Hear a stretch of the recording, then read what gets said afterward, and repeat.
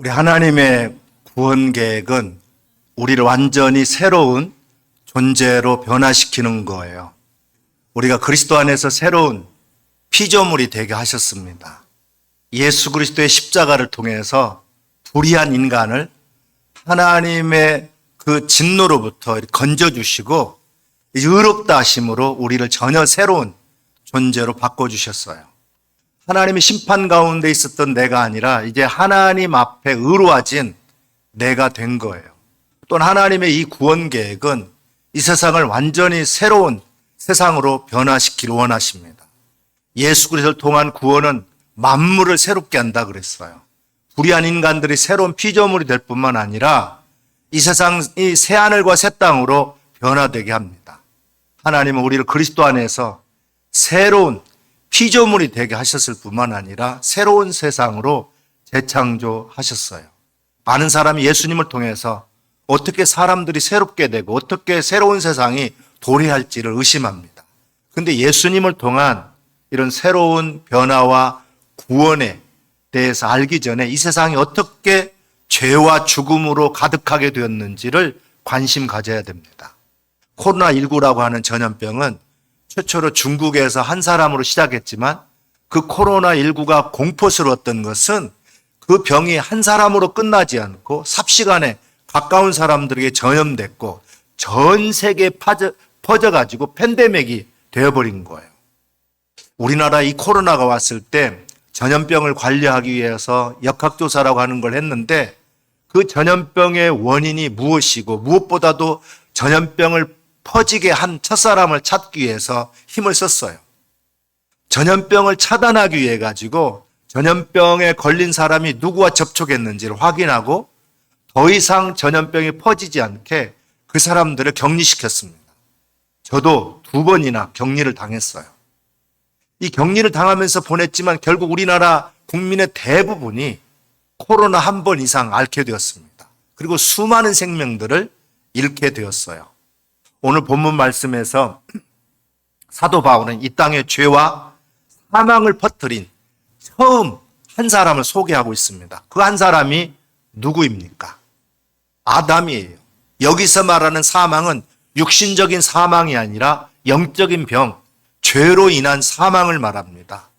아담은 이 땅의 영적인 죽음을 처음 들여온 사람이에요.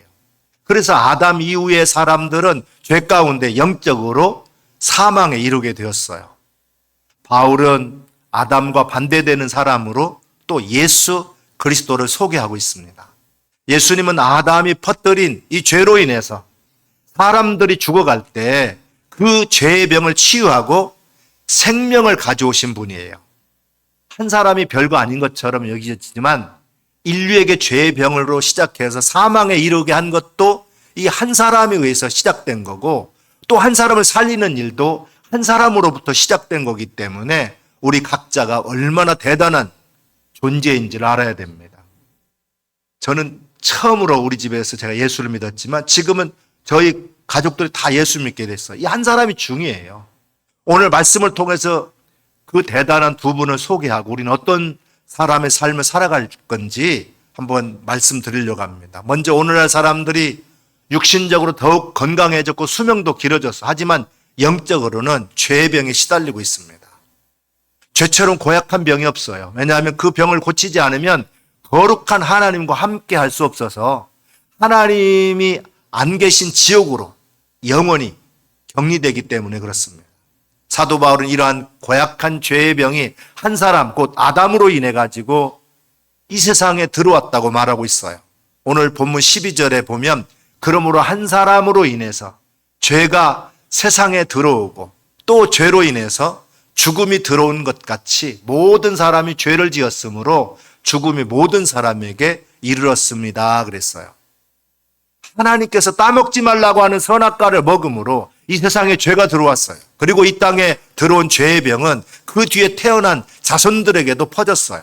그래서 결국 모든 사람이 죄를 범하게 되었고 모든 이들이 결국 죽음에 이르게 된 거예요. 이 말씀에는 3단계가 포함되어 있는데 첫째, 한 사람으로 말미암아 가지고 이 세상에 죄가 들어왔다라는 거예요. 여기 들어오고라는 말은 죄가 하나님의 창조 세계 일부가 아니라는 거예요.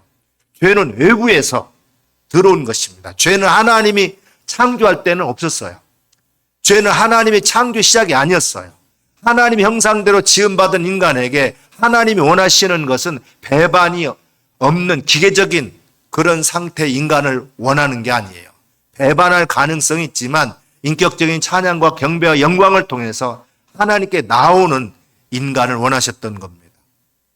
우리 인간의 타락은 하나님이 전능하시고 선하신 능력을 조금도 위협하지 못합니다. 인간의 타락을 해결할 능력이 없으신 하나님이 아니세요. 자유의지를 가진 인간에 의해서 죄가 세상에 들어왔습니다. 아담이 죄가 세상에 들어온 통로가 된 거예요. 한 사람으로 인해서 죄가 세상에 들어왔다는 말씀은 창세기에 나타난 타락의 역사, 에덴 동산의 역사, 창세기 3장의 역사가 실제라는 것을 보여주고 있습니다.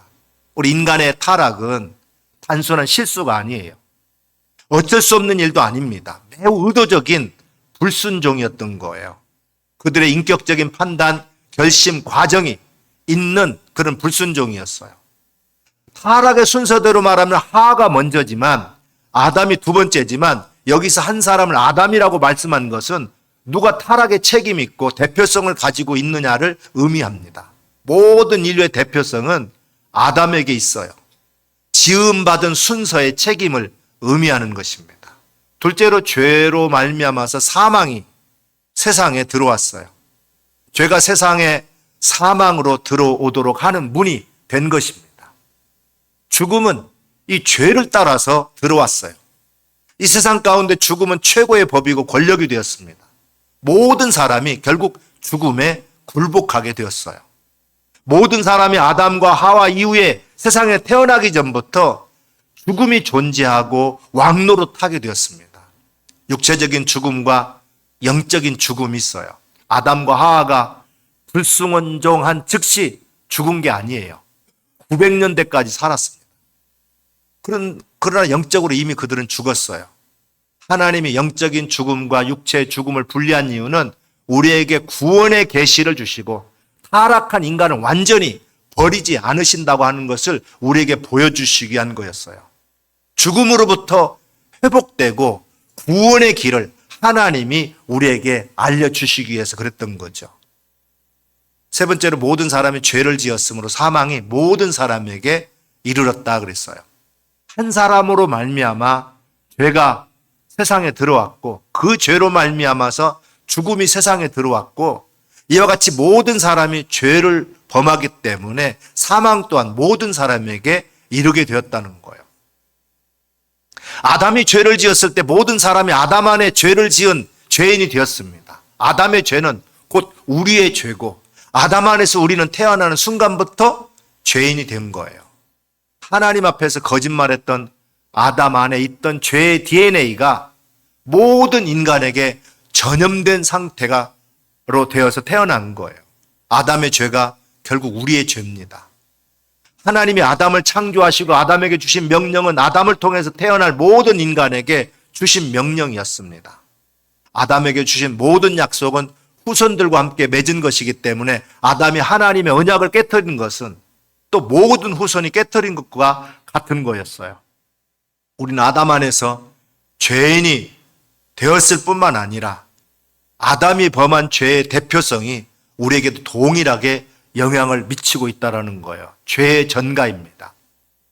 오늘 본문에서 5번이나 아담의 죄가 우리에게 미치는 영향을 강조하고 있는데 우리말 성경의 15절에 보면 한 사람의 범죄로 인해 많은 사람이 죽었으나 16절에 보면 심판은 한 사람으로 인해 정죄에 이르렀으나 17절에 보면 아담 한 사람의 범죄로 인해 죽음이 바로 그 한 사람을 통해 왕노를 했다면 18절에 보면 한 사람의 범죄로 인해 모든 사람이 정죄에 이른 것처럼 19절에 한 사람의 불순종으로 인해 많은 사람이 죄인이 된 것처럼이라고 반복하면서 이 한 사람의 죄와 불순종으로 인해서 모든 사람이 정죄와 심판에 이르게 되었다 이렇게 말씀하고 있어요.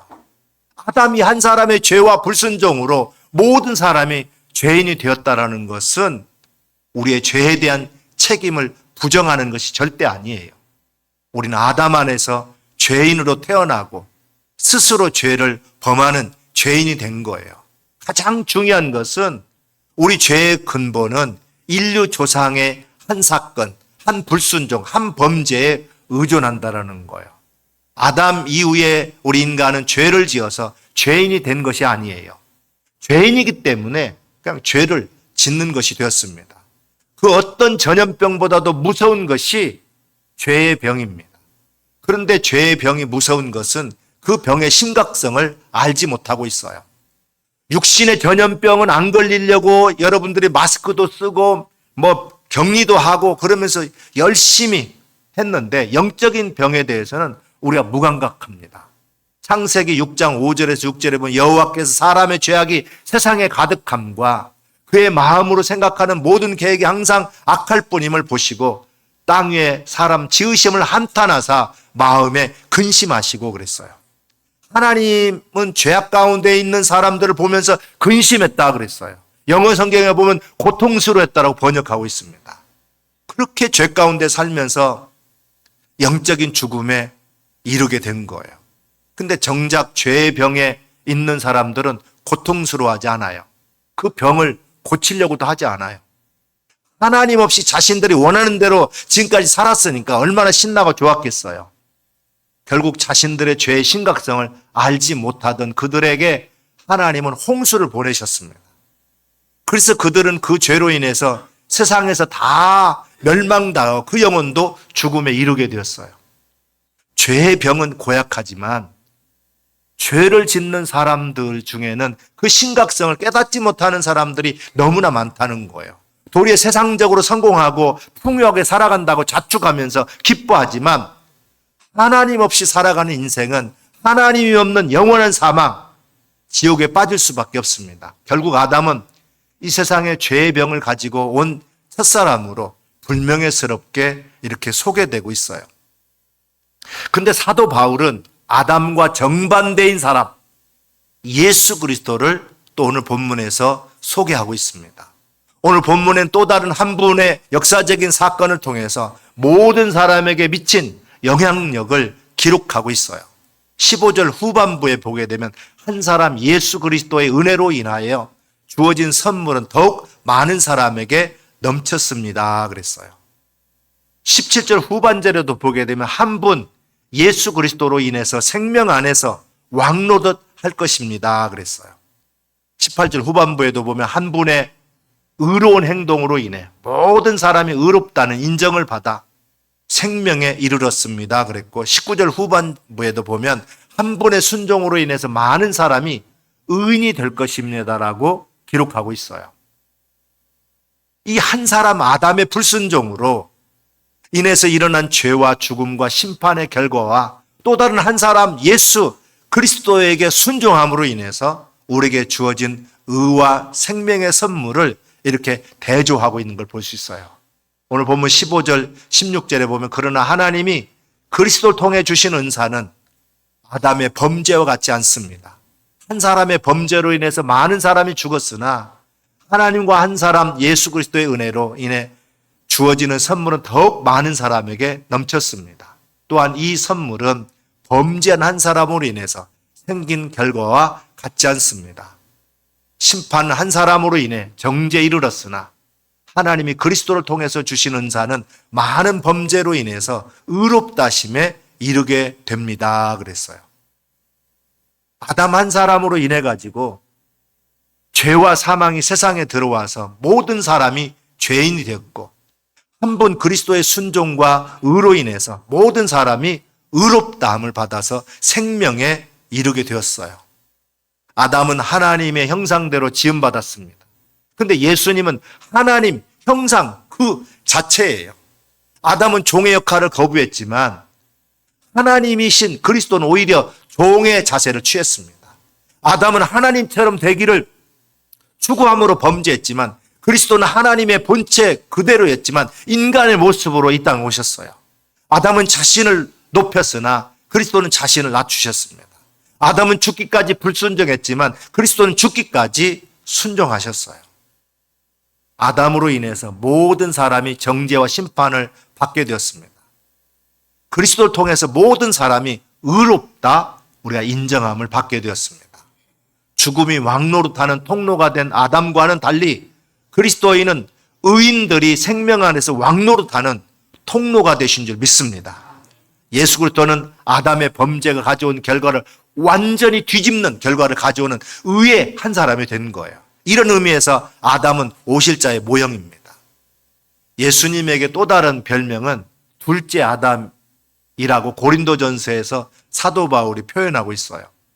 아담의 죄는 모든 사람에게 정죄와 심판을 가져왔지만 그리스도의 순종과 죽음은 모든 사람에게 의를 가져왔습니다. 그러므로 아담 한 사람의 범죄 행위에 의존하여 되어서 죄와 죽음에 결속된 것처럼 그리스도 한 사람의 은혜 행위에 의존되어 의와 생명이 결속된다는 진리가 성립된 거예요. 우리 모두 아담 한 사람의 범죄 행위에 의존되어 태어날 때부터 죄인이었고 또 죽음의 그늘 아래서 살아갈 수밖에 없었어요.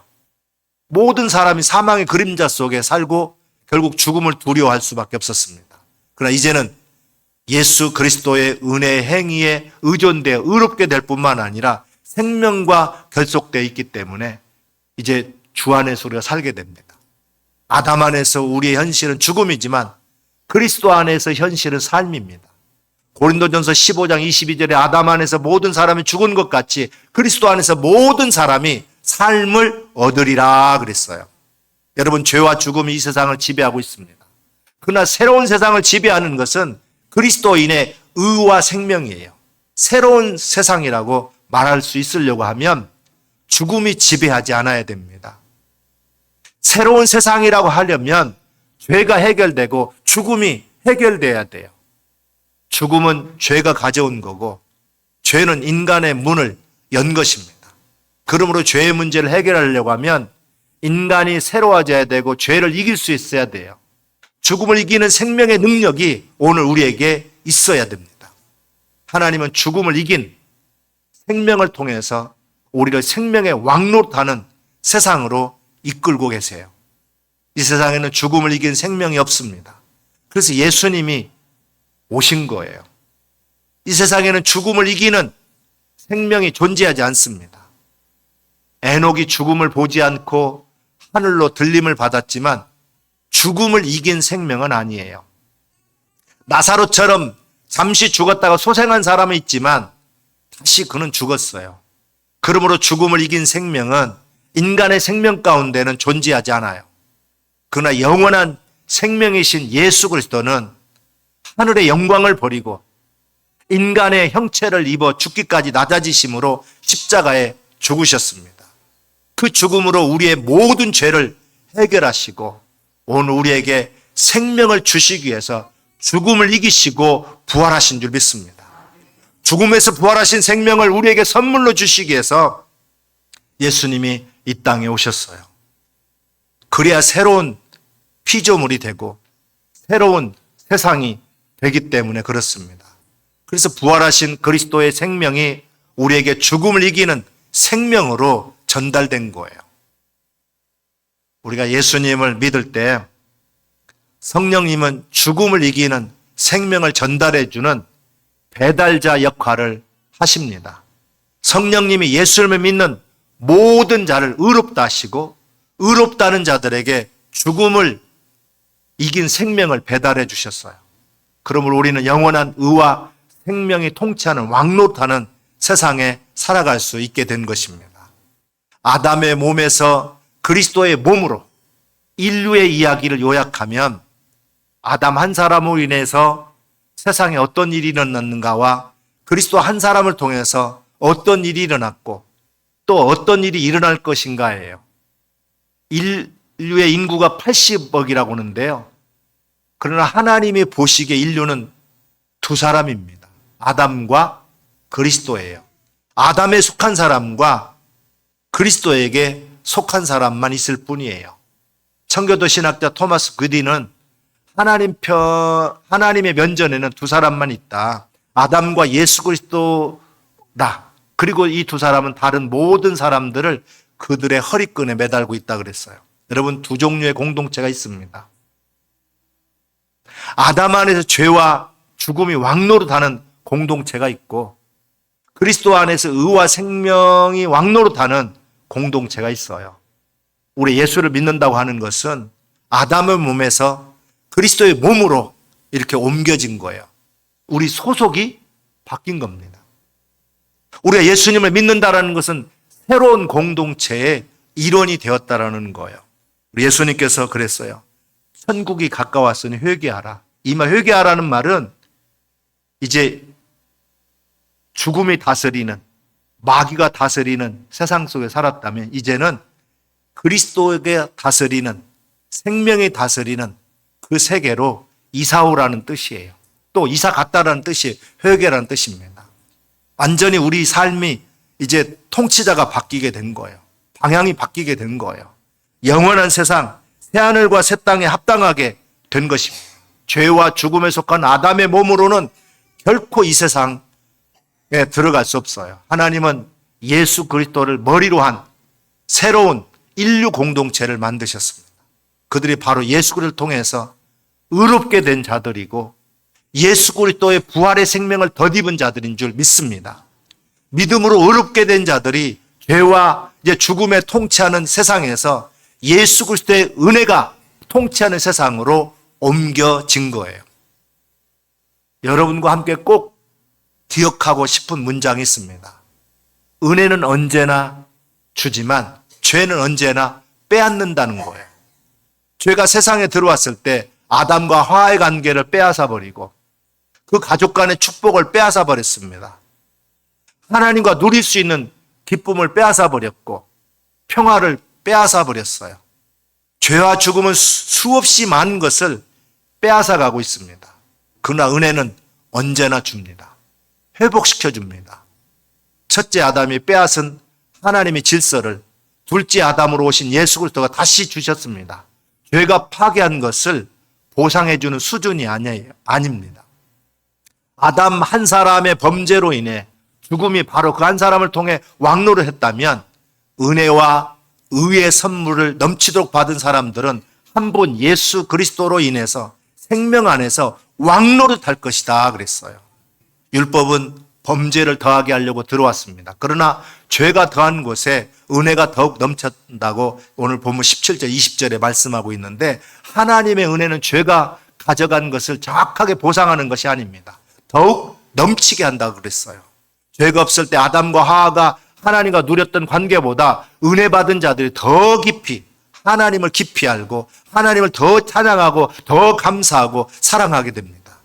그러므로 예수 그리스도의 은혜의 구원은 타락 이전의 상태로 복귀시키는 차원이 아니에요. 더욱더 넘치게 하는 은혜인 줄 믿습니다. 타락 이전에 아담을 불허할 필요가 없다라는 거예요. 예수 그리스도를 통해서 구속받은 이들은 타락 이전에 아담이 몰랐던 구속의 은혜로 하나님이 어떤 분인지를 더 깊이 알게 된다라는 말씀입니다. 아담이 하나님을 몰랐기 때문에 타락한 거예요. 하나님을 깊이 예배하지 않았기 때문에 불순종했던 것입니다. 그러나 이제는 예수 그리스도의 넘치는 은혜로 구속받은 우리 백성들은 죄의 무서움도 알고 영향력도 알고 불순종의 대가가 무엇인가를 알기에 은혜와 생명이 왕노릇하는 세상에서 영원히 하나님을 찬양하고 예배하는 백성으로 우리가 살아가게 된 줄로 믿습니다. 오늘 21절에 보면 이것은 죄가 죽음 안에서 왕노릇한 것처럼 은혜도 의로 인해 왕노릇해 예수 그리스도 우리 주로 인해 영생에 이르게 하려는 것입니다 그랬어요. 아담 안에서 영원히 죽는 자들이 그리스도 안에서 영원히 살게 되었습니다. 첫째 아담은 죄와 죽음을 세상에 가져왔지만 둘째 아담 예수 그리스도는 의와 생명을 세상에 가지고 왔습니다. 한 사람 아담으로 인해서 세상이 망가졌지만 한 분 그리스도로 통해서 완전히 새로운 세상으로 변화될 것입니다. 우리를 새로운 존재로 변화시킬 뿐만 아니라 이 세상을 변화시키십니다. 이 시대는 아담에 속한 자와 그리스도에게 속한 자가 함께 살아가고 있어요. 예수님 믿고 전하는 것은 아담에 속한 자들을 그리스도에게 속한 자로 옮기는 거예요. 우리 힘으로 그러나 옮길 수가 없습니다. 그러나 예수 그리스도의 복음이 전해지면 우리 안에 성령님이 역사해서 아담에게 속한 이들을 하나님께로 옮겨주실 줄 믿습니다. 예수 그리스도와 같이 하나님의 말씀에 순종하면서 살아갈 때 사람을 살리는 생명의 역사가 분명히 우리 안에도 일어나게 될 줄로 믿습니다. 오늘날 이 땅에는 예수님과 같이 영적으로 살리는 사람이 필요한 시대예요. 간절히 원하기는 우리 각자가 예수 그리스도와 같이 하나님 말씀에 순종함으로 내 자신이 영생의 삶을 살아가고 또한 죄의 전염병 가운데 죽어가는 사람과 우리 자손들과 이웃들에게 담대하게 예수 그리스도의 생명을 전할 수 있기를 주님의 이름으로 축원합니다.